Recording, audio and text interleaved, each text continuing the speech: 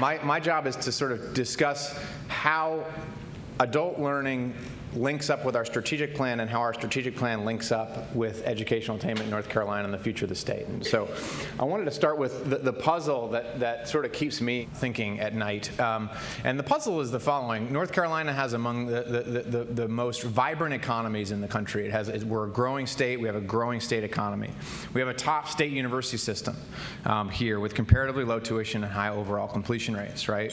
Things look great in North Carolina if you're trying to build your educational attainment, right? Yet, here's the puzzle, right? We have among the worst rates of economic mobility in the country. We have among the lowest per capita income. We're 39th in the country in terms of per capita income here in North Carolina. But improving access and student success can help solve this problem. And it's not just access for traditional age students, because if you think about it, adults without a post-secondary degree, if they go back and get a post-secondary degree and improve their labor market opportunity, it affects their children. It affects the children's probability of going on to college. So this shows Raleigh and Charlotte, two of the commuting zones here in North Carolina, are among the 50 lowest for economic mobility in the country. So you're almost 5 times as likely as a child born poor, not just in North Carolina, but nationwide, to wind up in the bottom, to remain in the bottom quintile if you don't earn a college degree. 14 counties in North Carolina have 40% or greater educational attainment. In other words, most educated people in North Carolina are highly concentrated in a few areas. North Carolina made an enormous leap in terms of its educational attainment. We went from being one of the least educated states in the country to being right at about the national average. And in not too long an amount of time, I should say. And our ranking went up just under just over 10 places. We're now 25th, right in the middle of the country. We used to be down toward the bottom third. And focus our energies on enrolling traditional age students who are coming out of our high schools, right? That's generally been the model, not just here, but everywhere. We focused in on this group and thought about higher education as sort of more as a linear path, right? And you got 18 to 24, and if you don't get it done in there, good luck. What's part 2 of the story, right? What is part 2 of North Carolina's story going forward from here? Right? Do we sort of continue to march up the league tables, and do we get up to Maryland and Massachusetts and New Jersey and where I'm from, these other northeastern states that have higher educational attainment than we do? And is the traditional approach sufficient to get us there?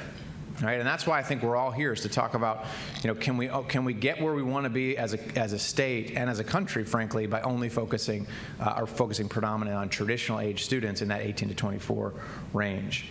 But we are going to have 540,000 new job growth. This is from the North Carolina Department of Commerce by 2024. That's going to outstrip population growth here, right? So we have to figure out how to continue to feed this economy with educated workers, because the largest growth is going to be in bachelor's and master's and above. In the state as a whole, the population between the ages of 18 and 34, they make up almost half the state, right? So in other words, low-income people in this age group are underrepresented at our institutions, right? Same thing with rural students from Tier 1 and Tier 2 counties. So we set out to close that. We wanted to target those 2 groups in particular, right? So increase enrollment of low-income students by 13% over the next 5 years, increase the enrollment of students from Tier 1 and Tier 2 counties by 11%. And then raise completions. We don't want to just enroll people. We want to make sure they complete. And so we want to raise the number of completions by 37%. The end result of this effort, this multi-agency task force, is likely to be, or will be, an attainment goal for North Carolina, a post-secondary attainment goal, which Governor McCrory tried to put one on the table. He called for a 67%. It was any college. It wasn't a particular credential or completion. Governor Cooper now has also talked about setting an attainment goal. So we're going to work with this task force to set an attainment goal, which is going to give all of us a sort of a North Star to point at, right? Not just in the university system, but also in K-12 and in our community college partners. Why is that important? Well, I think it's going to really show how important it is that we don't just focus on traditional age students to get where we need to go in terms of our in our attainment rate. Well, it's an all hands on deck moment here, You know, we can't just focus on the traditional pipeline into UNC as a system. As a state, we can't focus on that either. We need everyone. We're going to need everyone to reach the goals that we have, and in particular our post-secondary goals, and to keep our economy humming. Many thanks. Good luck with the rest of the day, and thanks, Samantha, for having me. It's great.